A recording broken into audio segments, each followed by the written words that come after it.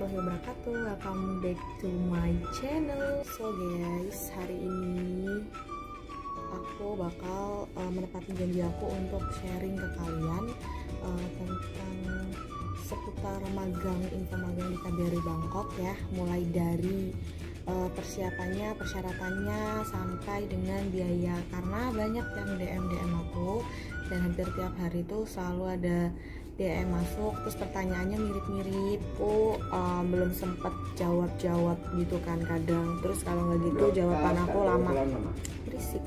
Kalau nggak gitu aku jawabnya lama-lama banget, sorry ya guys ya. Oke, sekarang kita langsung mulai aja. Sebelumnya kalian harus subscribe dulu channel aku buat ngedukung aku, support aku, biar aku bisa lebih sharing lagi dan mencari banyak experience, terus sharing ke kalian. Dan kalian juga sama, harus cari pengalaman, karena pengalaman itu penting ya Pak. Itu papa aku di belakang guys. Oke. Aku di sini mau bagi di beberapa part kayaknya. Yang part ini nanti aku bakal jelasin tentang persyaratan magang untuk mahasiswa Indonesia di KBRI Bangkok. Jadi kayak ini emang persyaratan umumnya dan persyaratan dokumennya juga aku bakal terangin. Terus kayak dibalesnya tuh gimana, emailnya gimana, gitu-gitu. Banyak kan yang nanya, jadi nanti aku juga bakal ngomongin di video aku yang part ini.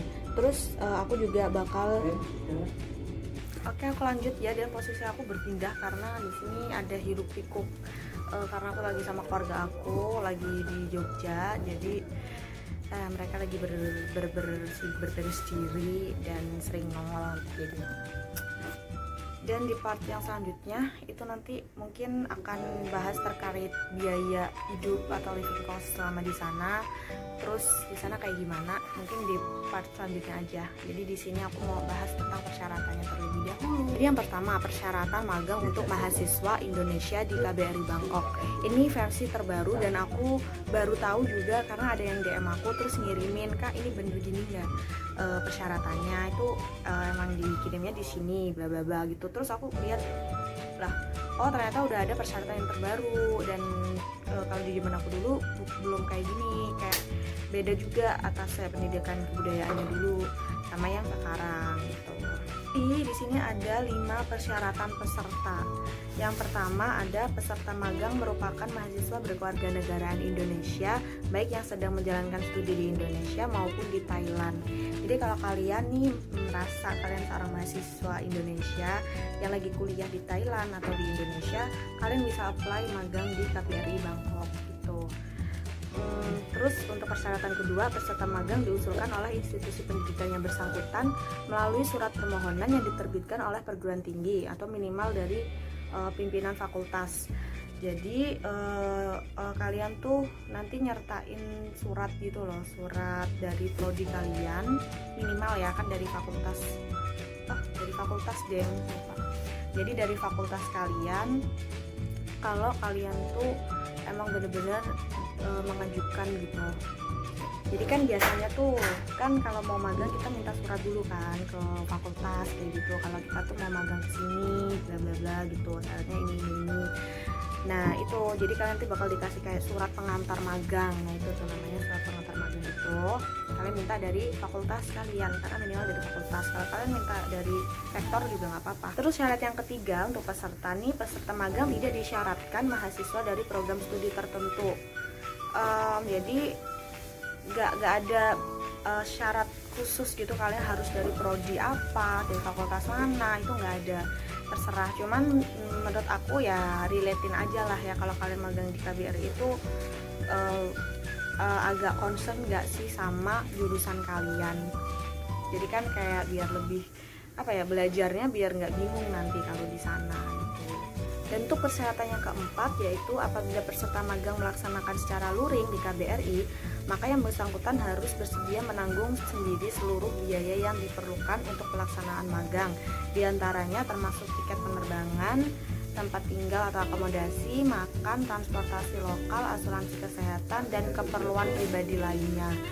Nah itu, jadi yang ada juga kan yang nanya kayak, Kak itu nanti kita dapat uang saku nggak, kita nanti dapat uang akomodasi nggak, atau di sana ada nyiapin tempat tinggal untuk kita nggak? Jawabannya adalah tidak, kalian cari sendiri gitu.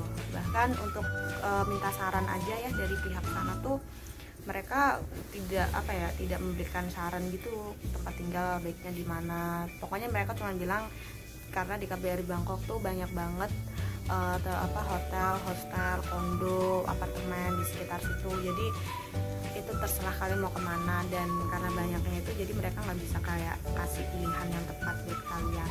Jadi kalian pilih-pilih sendiri aja gitu. Dan untuk makan di sana juga gak ditanggung, jadi kita makan cari sendiri. Terus untuk yang muslim, untuk cari makanan halal di sana lumayan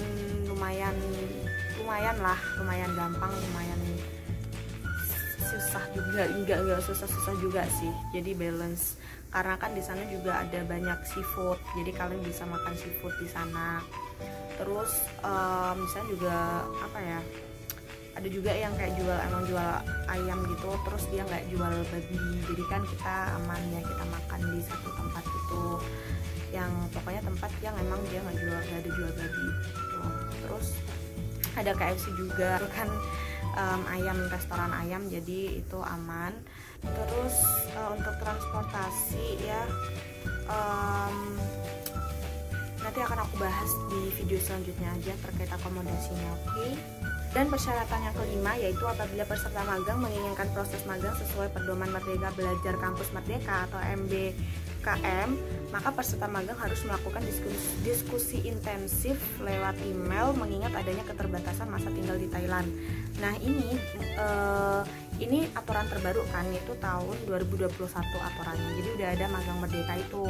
Nah buat kalian yang masih mahasiswa kayak semester 5 atau semester 6 itu kan masih bisa tuh transfer nilai kan kalau magang merdeka. Jadi kalian nanti bisa misal udah ke approve, terus kalian bisa langsung tanya ke staff Akdikbudnya di sana. Kalian langsung tanya aja kalau kalian pengen berpedoman magang sesuai MBKM itu harus kayak gimana. Itu pokoknya tanya aja, intens lah, kalian harus tanya karena kalian yang menginginkan kan. Nah kalau kemarin aku tuh kayak magang mandiri gitu, jadi cuma 1 bulan. Dan di sini kan tertera juga kalau kalian mau magang Merdeka Belajar itu kan sekitar 5 sampai 6 bulan ya. Jadi kayak 1 semester biar bisa transfer nilai juga kan. Nah itu nanti karena ada keterbatasan masa tempat tinggal ya, karena kita bebas visanya tuh cuma 1 bulan, dan kalau kalian mau extend itu kan juga bisa di extend sampai 90 hari kayaknya, jadi kurang lebih 3 bulanan ya. Dan itu kalaupun kalian emang mau di sana 3 bulan ya nggak apa-apa, tapi kan kalau Merdeka Belajar sampai 5 bulan 6 bulan itu kan kalian nggak bisa sampai di situ lama-lama karena mereka nggak mengeluarkan visa magang gitu. Jadi visa kalian di sana juga visa untuk izin tinggal sebagai visitors yang lagi liburan. Nah terus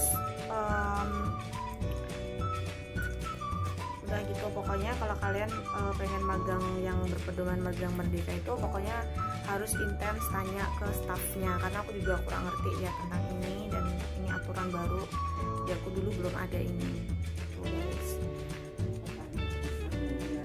Dan untuk kalian extend visa itu kalian juga nanti bakal biaya sendiri. 1 kali extendnya kan 30 hari ya, 30 hari itu dulu sekitar berapa ya, 2000 baht kalau nggak salah, jadi hampir 1 juta atau 1 jutaan kayaknya, 800 sampai 900 ribu.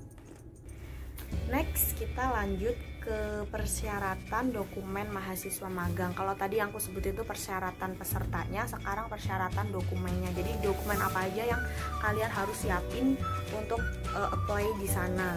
Oke, lanjut. Yang pertama yaitu ada surat permohonan magang dengan mencantumkan masa atau periode bulan magang yang diterbitkan oleh institusi yang bersangkutan, minimal dari fakultas, ditujukan kepada Kepala Perwakilan RI, bawahnya KBRI Bangkok, bawahnya lagi Bangkok Street Thailand.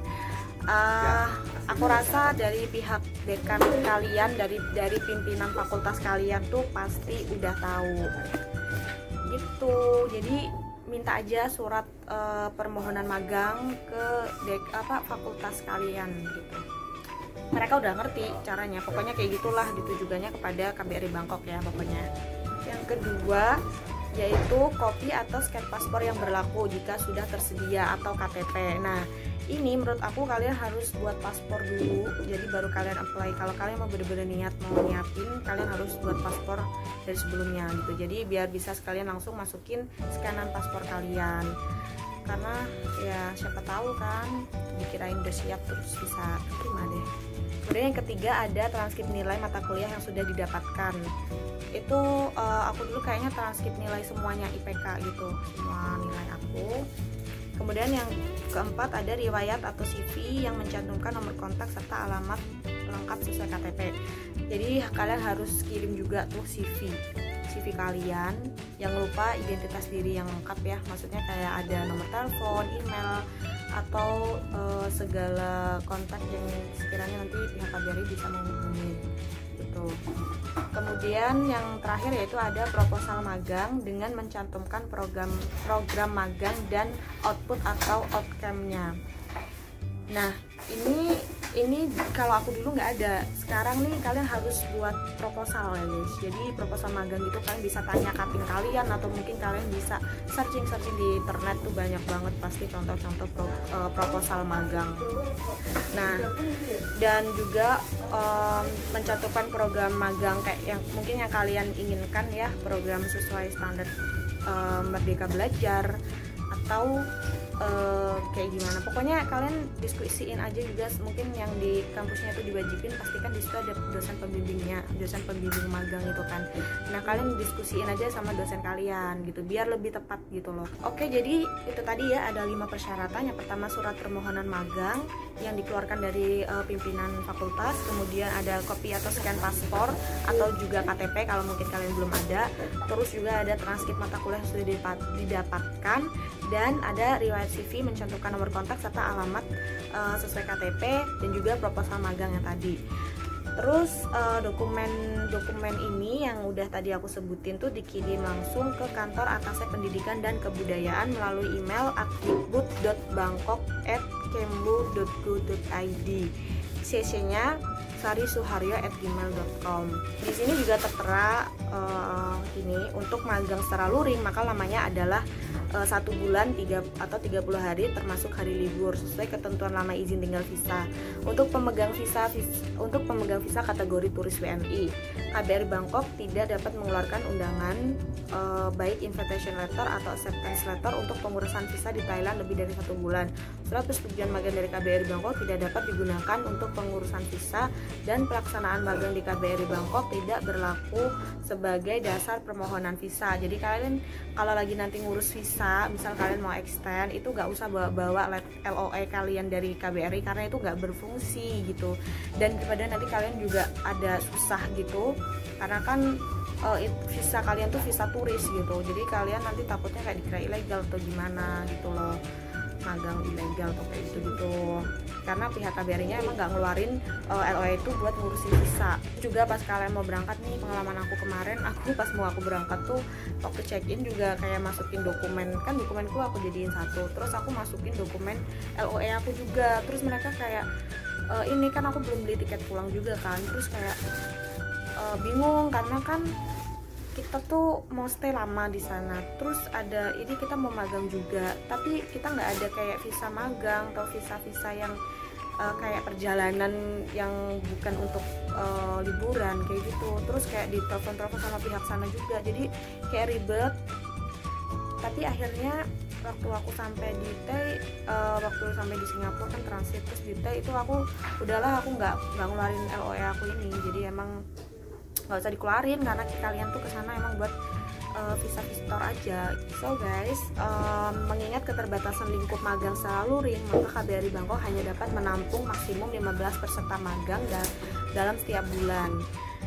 Nah ini maksimumnya ya 15, karena kan yang masuk itu kan emang harus diiniin lagi sama pihak-pihak di sana, kayak fungsi atau atasnya tuh nerima anak magang enggak. Jadi maksimumnya 15, bisa aja mereka tuh setiap bulan juga nggak sampai 15, itu juga bisa, kayak itu depend dari pihak KBRI-nya. Kemudian untuk yang terakhir yaitu persetujuan penerimaan mahasiswa magang tergantung pada kelengkapan dokumen disyaratkan dan disposisi Kepala Perwakilan Republik Indonesia atau Duta Besar Republik Indonesia yang berdasar pada ketersediaan kuota. Jadi itu dinilai dari kelengkapan dokumen disyaratkan, termasuk proposal kalian tadi ya, proposal dan dokumen-dokumen yang sebelumnya tadi aku udah sebutin. Kemudian juga disposisi dari Pak Dubesnya, persetujuan dari Dubesnya juga gitu, dan tergantung pada ketersediaan kuotanya gitu. Jadi ya udah, pokoknya kalian coba apply aja. Kalau kemarin aku tuh cuman 2 anak ya waktu itu yang magang, bisa jadi aja kalau mungkin ada kuota lebih-lebih mereka bakal terima sampai 15 anak setiap bulan. Jadi itu semuanya persyaratan yang harus kalian lakukan. Dan itu kan banyak yang nanya juga kayak, Kak aku udah kirim email tapi belum dibales, itu gimana ya? Itu email aku udah nyampe belum ya ke sana, udah dibaca belum ya, udah dipertimbangin belum ya, bla bla bla. Nah terus berapa lama Kak dapat balasannya? Itu banyak yang naik kayak gitu. Nah itu tuh kalau untuk balasan tuh nggak tentu gitu, karena ya tergantung ya, mungkin kemarin juga katanya tuh emang karena kuota yang ada dan juga peserta yang masuk, yang daftar, yang apply itu tuh nggak balance, karena banyak peserta yang apply, kemudian kuota di sana tuh dikit, jadi mereka selektif ya, lebih selektif gitu, kan ada proposal segala macem kayak gitu, jadi nggak semua bisa ke approve kayaknya. Nah, jadi kalau email kalian gak dibales-bales tuh ada 2 kemungkinan, mungkin masih diseleksi atau mungkin kurang masuk nominasinya mereka, karena mereka kan ada keterbatasan kuota tadi gitu. Kalau kalian misal dapat balasan kayak dokumen persyaratan magang sudah diterima dan telah diproses untuk ke langkah selanjutnya. Nah itu berarti apa ya kok? Nah itu berarti kalian kemungkinan besar emang udah di-approve itu, karena dokumen kalian udah diseleksi nih, udah di-approve, terus masih diurus buat dapat LOE-nya gitu. Dan itu waktunya nggak tentu banget, karena dulu aku juga kayak lama banget ya dapetin LOE itu sekitar berapa ya, 1-2 bulan atau 3 bulan gitu. Jadi saran aku kalian harus siapin dokumen itu dari jauh-jauh hari. Misal kalian mau magang di semester 6, kalian kan harus planning. Misal mau magang semester 6 atau semester 6 tuh berarti 1 semester sebelumnya kalian udah harus apply. Karena kan banyak yang udah banyak yang udah apply gitu, terus kuota juga. Jadi disiapin jauh-jauh hari itu lebih bagus, kayak minimal 1 semester sebelumnya. Dan kalau kalian belum dapat balasan kayak 1 bulan, terus kalian mau pengen, ya udah kayak email lagi, Bu, kayak tanya aja gimana kira-kira udah diterima belum persyaratan magang saya, kayak gitu. Nah nanti kalau misal nggak dapat balasan lagi sampai sebulan 2 bulan, yaitu mungkin Anda kurang beruntung guys, karena teman aku juga ada yang kayak gitu, kayak dianggurin emailnya sampai berbulan-bulan nggak dibales, padahal udah di email lagi dan nggak dapat balasan. Jadi ya udah. Nah tapi kalau mungkin kalian udah ada yang dapat balasan, kalau udah diproses, kalau kalian udah dapat balasan seperti itu, nah mungkin jarak dari kalian dibales dengan kalian akan dikirimkan LOE itu lumayan dekat ya, kayak berapa minggu aja. Kalau aku dulu ya itu 2 minggu atau 1 minggu gitu, habis itu aku dikirimin LOE itu gitu guys. Pokoknya ya nanya-nanya berapa lama Kak, berapa lama, jadi gitu mah nggak bisa diprediksi, beda-beda guys. Temen aku juga dulu itu mereka kayak nanya aku tuh berapa lama. Aku tuh apply dari semester 4, aku niat magang semester 5, tapi karena COVID itu tertunda dan aku bisa berangkat baru semester 7. Jadi aku apply 2020, aku berangkat di 2022. Penantian yang cukup panjang dan aku selalu sabar guys. Sampai aku ditanya-tanya, kamu jadi ke Thailand bla bla bla segala macam, terus kayak ya udah kayak gimana, emang kondisinya COVID gitu kan. Tapi endingnya ternyata aku bisa berangkat di awal tahun 2022 gitu. Dan setelah menanti selama 1,5 tahun aku menunggu udah bisa berangkat magang itu. Oke guys, jadi sharingnya mungkin itu dulu ya.